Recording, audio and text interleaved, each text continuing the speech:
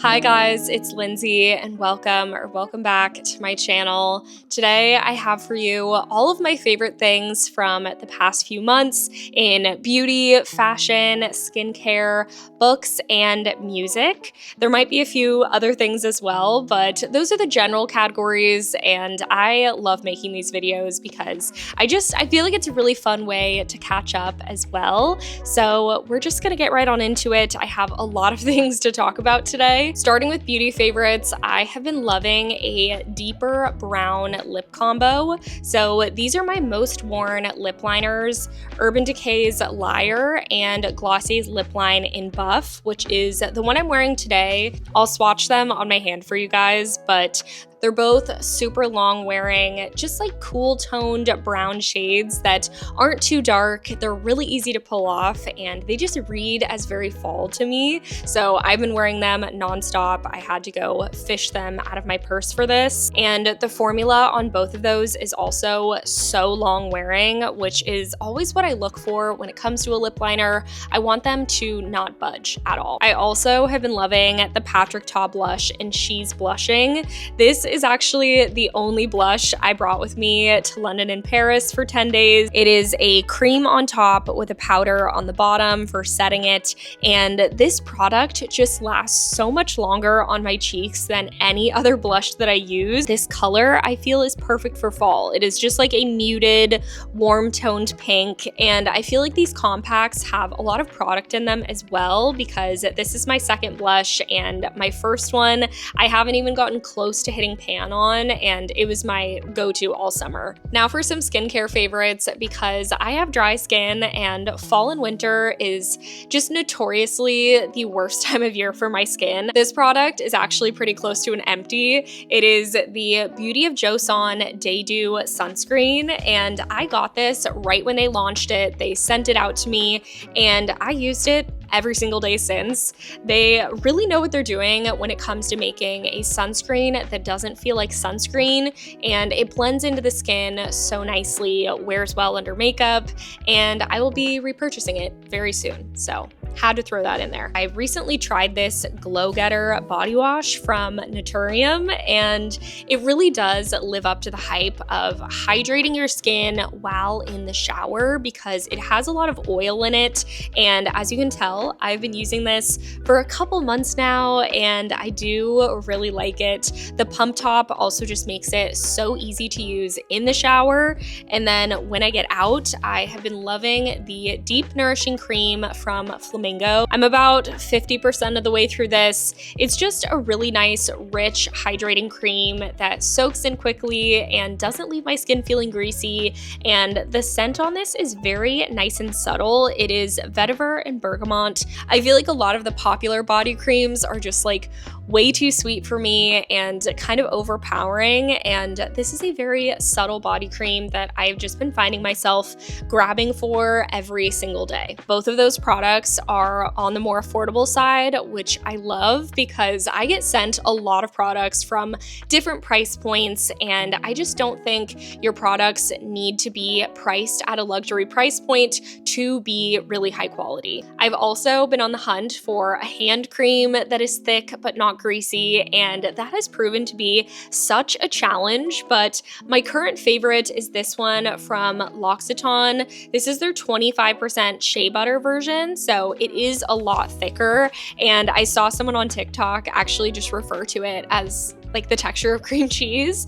So that is something to be warned about, but I do really like it. I just unfortunately found out that they are technically not cruelty-free. They are as a brand like vegan and cruelty-free, but they're sold overseas. So if you have a dupe for this or other recommendations, I would love to know, because this one was answering my prayers until I did that quick Google search. But I always like to check when I'm recommending products if they are cruelty-free, because there's just no reason to be testing on animals in 2025. So I recently made a video on my favorite fall fragrances, but for this video's sake, I thought I would narrow it down to one, and that is Aesop Arner, which is a really unique tea fragrance. So it has strong notes of black tea along with chamomile and magnolia leaves. So it has like a freshness, but also a very grounding, like warm, comforting note.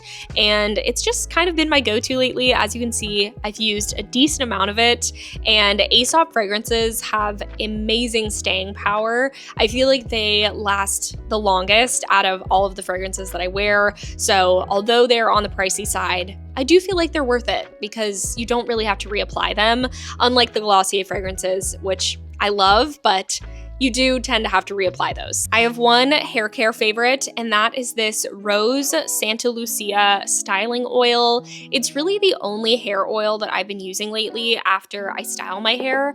I just kind of like run it through the ends and get out any of that frizz that tends to stick around after air drying, and it just smells amazing as well. Come right here, and then sit.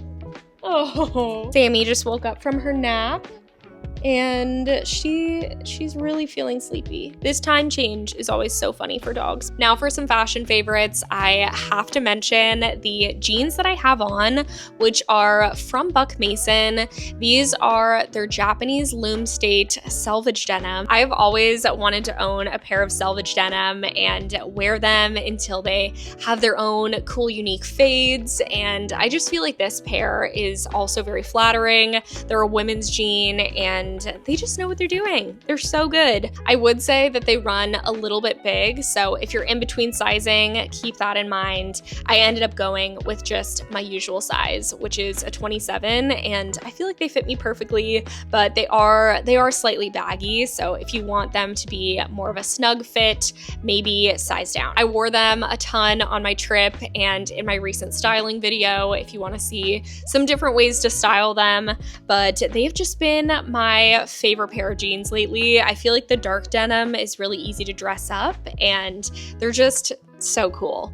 I've also been gravitating towards more fitted sweaters this season.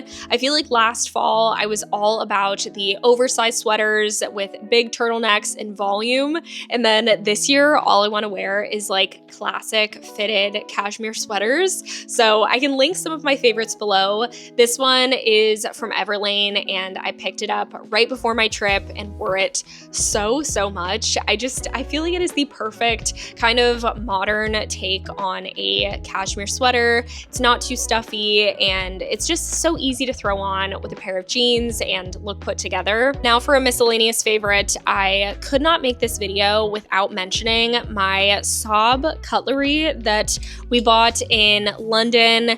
We also went to the store in Paris. If you watched my vlog, you will know why, but these are just really high quality, cool cutlery that you can customize in person, and it was just on my bucket list to go and do this, and I have to say we've been using these for about 2 weeks at home, and they make the eating experience feel that much more special. They are so much nicer than the IKEA cutlery that we've been using for years, and if anything, I wish I bought more of them and more colors, but you know, they are available in the States. They're just a little bit pricier, so had to mention these. I have one book favorite, and that is The Nyx by Nathan Hill, because this book is so long. It is 640 pages, so it just took up all the space that I could have been reading other books, but I do think it was worth it. I am a huge fan of his second book, Wellness, and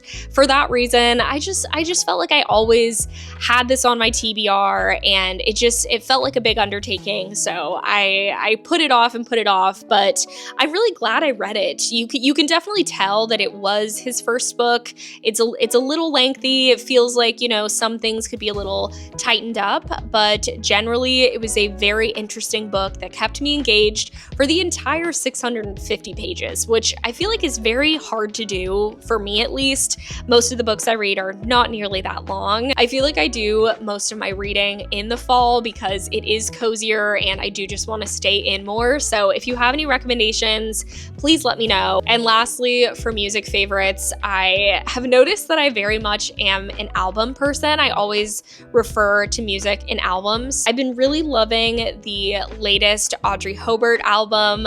I just feel like she has such fun and different energy for what you'd expect in the pop sphere, and her music videos are super fun, and I would definitely recommend you check her out. She's like a newer indie artist, and she works a lot with Gracie Abrams. That's like one of her childhood friends, and you can definitely hear like the influences in their voices. She writes a lot for her, and she just has a very infectious energy, and so I have been listening to her album a lot. I also have been listening to the Wednesday album that just came out on repeat since it came out. For me, I would say this really is close to a no-skip album. It is heavier, it's grungier, but it has that indie twang that I just love so much. I think they're one of the best bands out there right now, or at least one of my favorites, along with like Slow Pulp, and I'm so bummed I didn't get to see them live when they came here because I was out of town. I have a feeling that that is going to be very high on my Spotify Wrapped, if not my like most listened to. Anything with a pedal steel female vocalist, I'm there. So that's also why I wanted to mention the latest album that Waxahachie came out with her sister. They created a band, it's called Snocaps, and they just put out their first project, and it is exactly that. Lead vocalist is a woman. There's a pedal steel. MJ Lenderman is there for some reason. There's actually a Spotify playlist called Indie Twang, which I feel like encapsulates this whole genre pretty well, that I would recommend because it's definitely indie first, country second, but it's really speaking to me. I also had the pleasure of seeing Chapel Roan in October with my sister, and I am so glad that I managed to pull that off because her tickets are about to be so expensive the next time she tours. She is one of the best performers of our generation, and it was an honor to be able to see her perform live. I didn't know if I ever would be able to because, you know, she's gotten so famous so quickly, but that tour wasn't that expensive. I was able to buy them secondhand, and it was a blast. Truly one of the highlights of the year as far as performances go. I almost forgot about this favorite, Aloha protein bars. I think these are the best protein bars that are vegan and gluten-free on the market right now.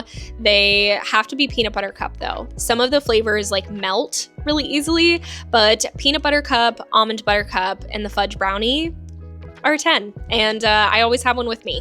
So if you're in the market, if you're in your lifting era like I've been, I would recommend those. This video is brought to you by Squarespace. Squarespace is the all-in-one website platform made for entrepreneurs to stand out and succeed online. With their powerful tools, you can engage your audience, showcase your work, and sell anything from products to services all in one convenient place. I've been using Squarespace for years to run my website, lindseyrem.com, which I use as a landing page to learn about me as a content creator, and I really couldn't recommend the platform enough, especially if you don't have a background in design or any coding experience, because you don't need that to create a impactful website with Squarespace. They have thousands of professionally designed website templates that are completely customizable to your unique needs. They even have built-in design intelligence, which combines 2 decades of design expertise with cutting-edge AI technology, making it easier than ever to create the website you're envisioning. Plus, if you're looking to monetize your content, Squarespace makes it easy through the use of a paywall or subscription service. Just set your price and you can start earning off of the content you're already making. If you're looking to take your online presence to the next level, go to squarespace.com for a free trial,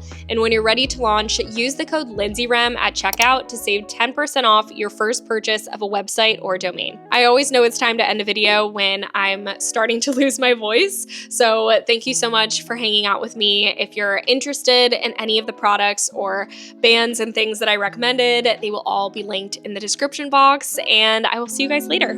Bye.